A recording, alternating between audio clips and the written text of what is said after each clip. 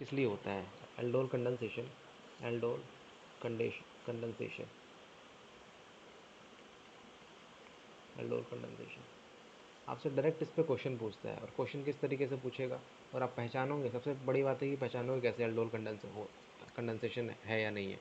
तो उस पहचानने का सबसे अच्छा तरीका होता है कि अल्फ़ा हाइड्रोजन चेक कर लो।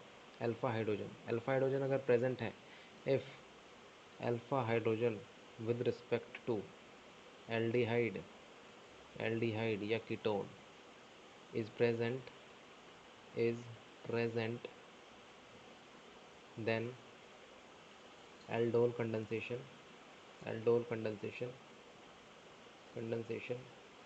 will take place। ठीक है।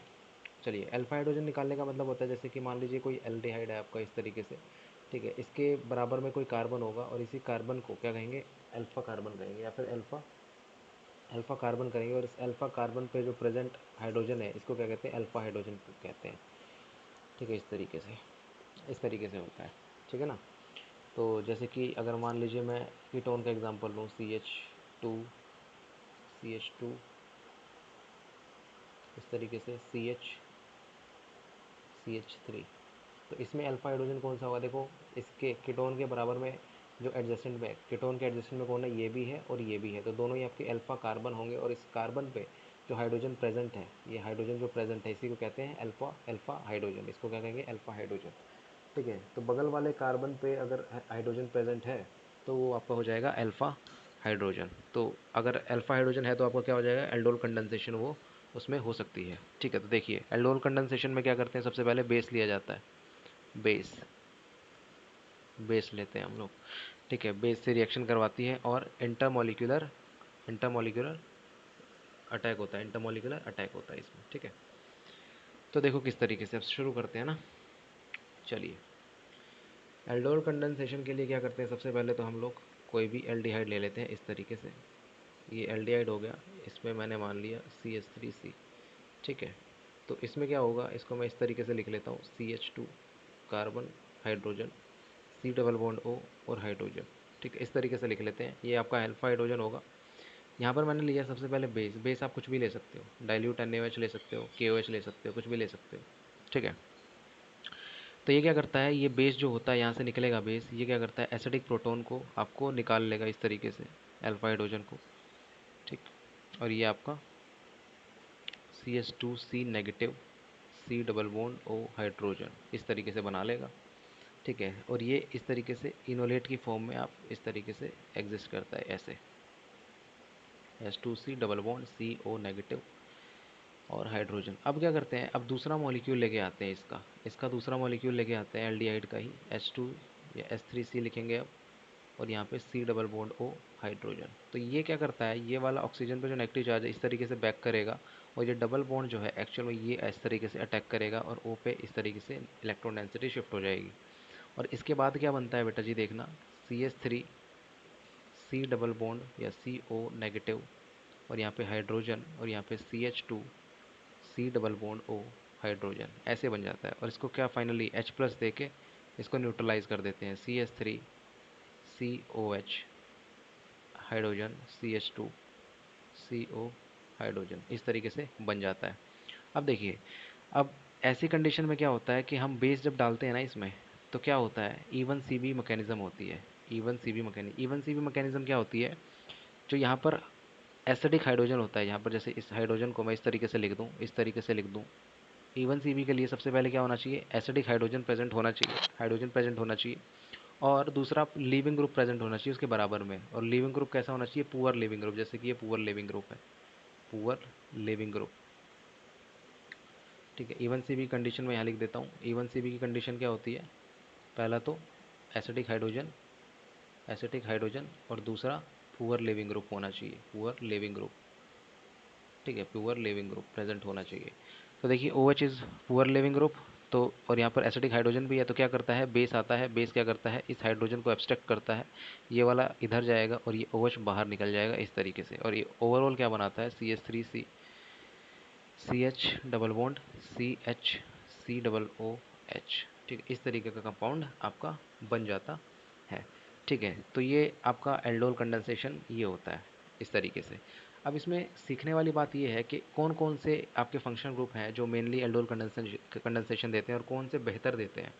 तो aldehyde and ketone, aldehyde and ketone, aldehyde and ketone जो होते हैं वो एल्डोल कंडेंसेशन आपका देते हैं, एल्डोल कंडेंसेशन देंगे। ठीक है, इसमें भी इसमें भी आपका एल्डिहाइड, जैसे दो मॉलिक्यूल यूज़ हो रहे थे, तो हो सकता है कि एल्डिहाइड और एल्डिहाइड भी यूज़ हो रहे हो, जैसे जैसे हमने पिछले एग्जांपल में देखा था, एल्डिहाइड एल्डिहाइड मिला के क्या दे दे, एल्डोल कंडेंसेशन दे दे। ठीक है, मान लो एल्डिहाइड एक मोल एल्डिहाइड का ले लिया और दूसरा मोल किसका ले लिया, कीटोन का ले लिया, ऐसे कर लो। ठीक है, ये भी एल्डोल कंडेंसेशन दे देंगे। ऐसा भी हो सकता है कि कीटोन और कीटोन आपका क्या कर दें, कीटोन कीटोन एल्डोल कंडेंसेशन दे दें। ठीक है, लेकिन इनमें से सबसे जो बेहतर एल्डोल कंडेंसेशन, जो बेहतर ईल्ड आती है ना रिएक्शन के बाद, रिएक्शन करने के बाद जो सबसे बेहतर ईल्ड आती है इन तीनों में, सबसे ज़्यादा एल्डिहाइड और एल्डिहाइड में आती है। ठीक है, इसका भी रीज़न सीखेंगे, इसके जानेंगे क्यों होता है ऐसा। ठीक है, तो कीटोन और सबसे कम जो आती है ना, सबसे कम वेर, ये इसमें सबसे कम आती है कीटोन में, ये सबसे कम होती है, वेरी लेस, वेरी लेस। ठीक है, तो ये तो आपका एल्डोल कंडेंसेशन हो गया। अब क्रॉस एल्डोल कंडेंसेशन पढ़ते हैं, उसके बाद मैं आपको ये बताऊंगा कि एल्डिहाइड और एल्डिहाइड में एल्डोल कंडेंसेशन में ईल्ड क्यों आती है अच्छी और कीटोन कीटोन में सबसे कम क्यों आती है। ठीक है, तो देखिएगा, अब मैं क्या करता हूँ, अब मैं लेता हूँ एक एल्डिहाइड ले लेता हूँ इस तरीके से, CH3 C double bond O और हाइड्रोजन। ठीक है, इस तरीके से, और मैंने दूसरा मॉलिक्यूल लिया CH3 C double bond O CH3। एक साइड मैंने ले लिया ये एल्डिहाइड, दूसरी साइड ले लिया मैंने कीटोन। ठीक है, अब मैं क्या करता हूँ, बेस के साथ ट्रीट करता हूँ, बेस के साथ ट्रीट करता हूँ। अब देखिए दो पॉसिबिलिटी है यहाँ से, दो पॉसिबिलिटी है, दो पॉसिबिलिटी कौन सी है, यहाँ से बता देते हैं आपको। या तो ये इधर से एब्स्ट्रैक्ट कर ले हाइड्रोजन को, या फिर ये इधर से एब्स्ट्रैक्ट कर ले हाइड्रोजन को। ठीक है, अब देखेंगे दोनों तरफ से कर लेते हैं। मान लीजिए ए तरीके से कर दिया मैंने, पहले एल्डिहाइड से हाइड्रोजन एब्स्ट्रैक्ट कर लिया मैंने, एब्स्ट्रैक्ट। ठीक है, एक कंडीशन ये ले लेता हूँ, तो ये क्या बनेगा यहाँ पे, CH2 नेगेटिव, इसको हटाएंगे, CH2 negative C double bond O और हाइड्रोजन, नेगेटिव चार्ज है। उसके बाद आपका बनेगा CH3, इसको भी हटाएंगे नेगेटिव चार्ज को। ठीक है, CH3 C double bond O CH3, ये बन गया। ठीक है, अब ये नेगेटिव चार्ज अटैक करेगा इस पर, ये जाएगा इधर, और ये बनेगा आपका कुछ इस तरीके से। मैं ओवरऑल प्रोडक्ट लिख देता हूँ H प्लस देने के बाद। ठीक है, इसको मैं ऐसे लिखता हूँ, CH3 COH और यहाँ पे CH3, ये वाला पार्ट लिखा है मैंने, कीटोन वाला पार्ट। अब ये लिखेंगे एल्डिहाइड वाला बात, CH2COH, इस तरीके से आ जाएगा। ठीक है, और फाइनली आप वो प्रोडक्ट बना सकते हैं अपना इवन सी भी करवा के, CH3 C double bond hydrogen और CH और यहाँ पे CH3 होगा। ठीक है, और यहाँ पे हाइड्रोजन नहीं होगा, CH3 और साथ में C डबल बॉन्ड OH। ठीक है, एक प्रोडक्ट ये पॉसिबल है। दूसरा क्या करूँ, मैं कीटोन को कीटोन को बेस बना दूँ, ketone hydrogen abstract, ketone hydrogen abstract. ठीक है, तो यहाँ पर क्या बनेगा, CH2 नेगेटिव COCH3, ये बनेगा कि नहीं बनेगा, बिल्कुल बनेगा। अब क्या होगा, अब यहाँ पे मैं क्या लेके आऊँगा, अब लेके आऊँगा एल्डिहाइड, एल्डिहाइड लेके आओ, चलो ठीक है, ये ले आते हैं aldehyde, C double bond O और हाइड्रोजन और CH3। अब मैं इस पर फिर से वैसे ही अटैक कर दूंगा, ये वाला ऐसे जाएगा और इसको H प्लस दे के क्या करूँ मैं, ध्यान से देखना, बहुत इंपॉर्टेंट चीज़ है ये, CH3 COH, इसको H प्लस भी दे दिया मैंने, और CH3 sorry hydrogen, hydrogen aldehyde वाला है ना, हाइड्रोजन, और साथ में CH2 C double bond O CH3, ये बन जाएगा। फाइनली आप फिर से E1 C भी करवा सकते हैं, E1 C भी, तो CH3 C H double bond CH C डो O CH3। ठीक है, अब एक चीज़ देखिएगा, एक चीज़ ध्यान से देखिएगा, इसमें क्या है, इनोलेट बनता है आपका। इनोलेट क्या होता है, इन प्लस में ऑल, मतलब इन प्लस में ऑल, मतलब इन भी बनता है और ऑल भी बनता है। ठीक है, इनऑल फॉर्म में बनता है ना, इनऑल फॉर्म पे ऑक्सीजन पे भी नेगेटिव चार्ज आता है, CH2 पे भी नेगेटिव चार्ज आता है, इस तरीके से हमने पिछले स्टेप में, मैंने पिछले स्लाइड में आपको दिखाया था। ठीक है, तो यहाँ पर जो नेगेटिव चार्ज बनने की फॉर्मेशन रहती है ना, वो सेम रहती है दोनों में, क्योंकि जो इनोलेट फॉर्मेशन होती है ना, इनोलेट फॉर्मेशन इनोलेट फॉर्मेशन वो इक्विलिब्रियम पे रहती है, फास्ट स्टेप रहता है, ये इक्विलिब्रियम पे रहता है, जिसकी वजह से क्या है, कि ये ऐसे इस तरीके से दिखाते हैं। तो फास्ट स्टेप में हमेशा कभी भी हम बता ही नहीं पाते हैं कि कितना मतलब कौन ज़्यादा स्टेबल इनोलेट बनाएगा, कौन ज़्यादा स्टेबल नहीं बनाएगा। ठीक है, तो हम किससे चेक करते हैं? इलेक्ट्रॉन डेंसिटी से चेक करते हैं एल्डोल कंडेंसेशन की रिएक्टिविटी को। इलेक्ट्रॉन डेंसिटी का क्या मतलब है देखना। एक स्टेप, ये वाली जो स्टेप है ना, ये वाली मेन है। इन दोनों में ये वाली जो स्टेप है ना, ये दोनों स्टेप मेन है। समझने की कोशिश करना क्या कह रहा हूँ। अगर मैं इसको इनोलेट बनाऊँ और एक बार इसको इनोलेट बनाऊँ, इसमें इनोलेट बनाया मैंने उसको जिसमें एल्डिहाइड से हाइड्रोजन निकाला, इसमें कीटोन से निकाला। ठीक है, अब रिएक्शन होनी है। अब जो अटैक होना है इस इलेक्ट्रोफिलिक सेंटर पे होना है, इस इलेक्ट्रोफिलिक सेंटर पे होना है, इस इलेक्ट्रोफिलिक सेंटर पे होना है। ठीक है, तो न्यूक्लियोफाइल जो होगा, जो CH2 नेगेटिव होगा, वो उस सेंटर पे अच्छे से अटैक करेगा जहाँ पे इलेक्ट्रोफिलिसिटी ज़्यादा होगी, या उस सेंटर पे अच्छे से अटैक करेगा जहाँ पे इलेक्ट्रोफिलिसिटी कम होगी। ऑब्वियसली जहाँ पर इलेक्ट्रोफिलिसिटी ज़्यादा होगी न्यूक्लियोफाइल वहाँ ज़्यादा अप्रोच करेगा, है ना। जो पहले से ही न्यूक्लियोफिलिक होगा या फिर इलेक्ट्रोफिलिसिटी उसकी मतलब कम होगी या ज़्यादा नहीं होगी या फिर कम होगी या न्यूक्लियोफिलिसिटी ज़्यादा होगी, तो न्यूक्लियोफाइल वहाँ अप्रोच क्यों करेगा? ठीक है, हम तो न्यूक्लियोफाइल का अप्रोच वहाँ करवाते हैं ना जहाँ पे इलेक्ट्रोफिलिसिटी ज़्यादा हो। तो इलेक्ट्रोफिलिसिटी ज़्यादा किसके केस में होगी? इलेक्ट्रोफिलिसिटी ज़्यादा होगी इस केस में। क्यों? इस केस में क्यों? क्योंकि एल्डिहाइड के पास है CH3 ग्रुप, सिर्फ एक है। मतलब कि आई आई इफेक्ट जो प्लस आई इफेक्ट देगा ना, ये प्लस आई, इसके पास एक है ऐसा जो प्लस आई इफेक्ट दे। लेकिन कीटोन के पास क्या है? दो दो ऐसे ग्रुप हैं जो प्लस आई इफेक्ट दे, दो ऐसे ग्रुप हैं जो प्लस आई इफेक्ट दे, दो CH3 ग्रुप हैं। तो ये इस कार्बन की इलेक्ट्रोफिलिसिटी को इतनी ज़्यादा कम कर देंगे कि ये न्यूक्लियोफिलिक होने लगेगा, ये न्यूक्लियोफिलिक होने लगेगा। और जो CH2 नेगेटिव है जो अप्रोच करने वाला, वो भी न्यूक्लियोफाइल है। तो यहाँ पर रिएक्टिविटी इसकी कम हो जाती है एज़ कंपेरिजन टू कीटोन और एल्डिहाइड में। तो इसकी रिएक्टिविटी ज़्यादा होगी एज़ कंपेरिजन टू इसके। ठीक है, इतनी सी चीज़। अब क्या है, अब सेम चीज़ आप देख सकते हो किस में? कीटोन में। सेम चीज़ आप देख सकते हो कीटोन में। देखो कीटोन में तो दोनों ही कीटोन हो गए। यहाँ पर तो दोनों में ही एक में नेगेटिव चार्ज बनेगा इस तरीके से, और दूसरा फिर क्या आएगा? CH3 COCH3। अब देखो इसमें कितनी ज़्यादा कम हो जाएगी। अब देखो इसमें तो नेगेटिव चार्ज स्टेबलाइज भी नहीं होगा। क्यों नहीं होगा? यहाँ पे CH3 ग्रुप लगा हुआ है प्लस आई इफेक्ट। आपको पता है negative charge destabilises by electron donating group. ठीक है, इस तरीके से। और यहाँ पर भी क्या है? CH3 दो बार दो प्लस आई इफेक्ट देंगे, दो ग्रुप ऐसे हैं जो प्लस आई इफेक्ट देंगे।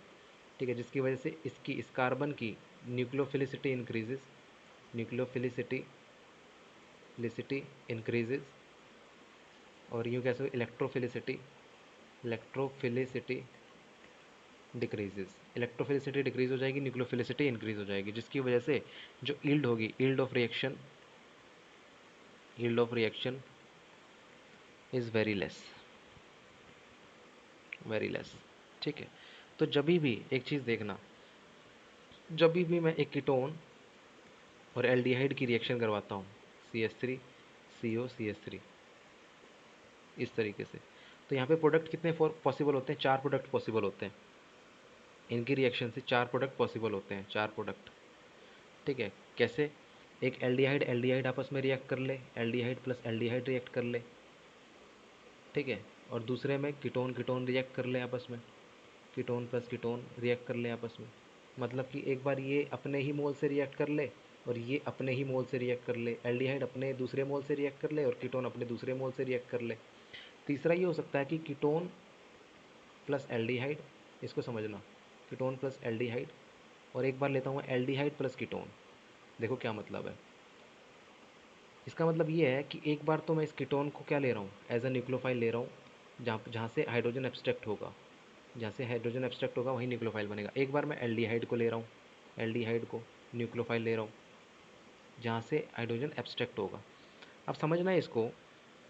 अब इसमें अगर मैं बात करूँ रेट ऑफ रिएक्शन की, तो आपको पता है कि एल्डिहाइड की सबसे ज़्यादा होगी, एल्डिहाइड प्लस एल्डिहाइड। ठीक है, एल्डिहाइड सबसे ज़्यादा होगी रेट ऑफ रिएक्शन। उसके बाद जो होगी एल्डिहाइड, जिसमें एज अ इलेक्ट्रोफाइल काम करेगा, मतलब कि ये वाली रिएक्शन जिसमें कीटोन न्यूक्लियोफिलिक की तरह काम करेगा, इसमें आपकी कीटोन और एल्डिहाइड, इसकी रिएक्टिविटी ज़्यादा होगी। क्योंकि इसमें इसमें आपको क्या है? प्लस आई इफेक्ट एक एक की वजह से लग रहा है ना, एक CH3 की वजह से लगेगा, एक CH3 की वजह से इसमें आपका प्लस आई इफेक्ट लगेगा। लेकिन कीटोन में जब इसमें लेंगे तो इसमें जो इलेक्ट्रोफिलिक कार्बन होगा, जो मैंने पीछे बता के आ रहा हूँ मैं, तो वहाँ पर कैसा ऐसे बनेगा ना COCH3। तो यहाँ पर इसका भी इफेक्ट लगता है और इसका भी इफेक्ट लगता है प्लस आई इफेक्ट, जिसकी वजह से इस कार्बन की न्यूक्लियोफिलिसिटी बढ़ जाती है, इलेक्ट्रोफिलिसिटी कम हो जाती है, जिसकी वजह से ईल्ड भी कम आती है। इसलिए कीटोन और एल्डिहाइड जिसमें कि ये एज अ न्यूक्लियोफाइल काम करेगा। और उसके बाद एल्डिहाइड और कीटोन, एल्डिहाइड और कीटोन, जिसमें ये किसकी तरह काम करेगा, इलेक्ट्रोफाइल की तरह, या फिर ये बोल रहे एल्डिहाइड जो होगा इसमें न्यूक्लियोफाइल की तरह काम करेगा। ठीक है। और दूसरा चौथा सबसे कम कीटोन, कीटोन इसकी तो सबसे कम ईल्ड आती है, इसलिए जनरली कीटोन कीटोन से तो करवाते ही नहीं है हम लोग रिएक्शन। ठीक है। तो ये थी आपकी एंटायर एल्डोल कंडेंसेशन। ठीक है, किस तरीके से आपके 4 प्रोडक्ट पॉसिबल होते हैं इसमें। ठीक है, प्रोडक्ट इसमें से सब में वैसे ही आएंगे जैसे मैंने पीछे मैकेनिज्म करवाया है, तो आप कर लीजिएगा खुद ही। बार बार बताने से कोई फ़ायदा नहीं होगा, आप खुद की प्रैक्टिस होगी, आपको एक चीज़ समझ में आनी चाहिए, कंसेप्ट समझ में आनी चाहिए। कंसेप्ट अगर आपको समझ में आ गए हैं तो बहुत अच्छी बात है। ठीक है, वरना इस वीडियो को एक बार दोबारा से देखिएगा किस तरीके से एल्डोल कंडेंसेशन हो रही है, किस तरीके से क्रॉस एल्डोल कंडेंसेशन में 4 प्रोडक्ट पॉसिबल। क्रॉस एल्डोल का मतलब क्या है यहाँ पे, क्रॉस एल्डोल का मतलब है एक एल्डिहाइड का लिया है मोल और एक दूसरा कीटोन का लिया है। ठीक है, उसमें भी एल्डिहाइड एल्डिहाइड खुद भी रिएक्ट कर सकते हैं, एक बार कीटोन एल्डिहाइड रिएक्ट कर सकते हैं, कीटोन कीटोन भी कर सकते हैं, और एल्डिहाइड कीटोन भी कर सकते हैं। 4 पॉसिबिलिटी इसमें होती है। रिएक्टिविटी आपको मैंने बताई दी, एल्डिहाइड एल्डिहाइड की सबसे ज़्यादा होती है। क्यों होती है, क्यों होती है, क्योंकि उसमें न्यूक्लियोफिलिसिटी भी अच्छी होती है और इलेक्ट्रोफिलिसिटी भी काफ़ी अच्छी होती है, जिसमें इंट्रैक्शन या फिर जो भी रिएक्शन होती है काफ़ी अच्छी होती है, ईल्ड भी ज़्यादा आती है। कीटोन एल्डिहाइड में न्यूक्लियोफाइल जब किस में बनेगा, कीटोन में बनेगा, तो इलेक्ट्रोफाइल एल्डिहाइड बनेगा, तो इसमें रिएक्शन अच्छी होगी, ईल्ड अच्छी आएगी। ठीक है, रीज़न मैंने आपको बता दिया है। तो ये आपकी पूरी एल्डोल कंडेंसेशन है, क्रॉस एल्डोल कंडेंसेशन है। ठीक है, कोई भी आपको अगर प्रॉब्लम आती है, कोई भी आपको डाउट है, तो आप कमेंट सेक्शन में डाल सकते हैं। और अगर आपने वीडियो को सब्सक्राइब नहीं किया है तो इसको सब्सक्राइब कीजिए, और वीडियो पसंद आई हो तो लाइक ज़रूर कीजिएगा, दोस्तों में शेयर भी कीजिएगा। अभी तक के लिए धन्यवाद।